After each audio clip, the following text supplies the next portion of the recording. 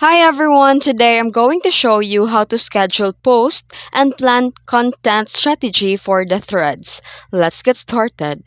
First, all you need to do is to open the threads app and tap the plus icon at the bottom.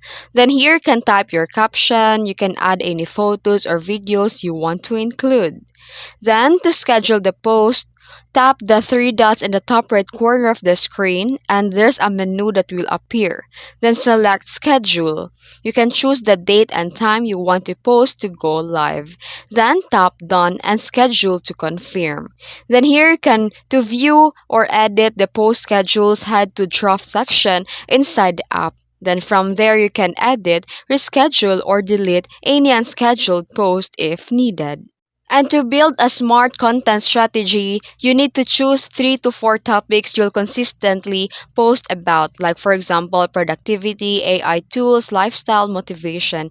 Then you can assign specific days to each topic for easy planning. Like Monday, you will going to have a decision or discussion about AI tip. Wednesday is about personal insight, and Friday is industry news.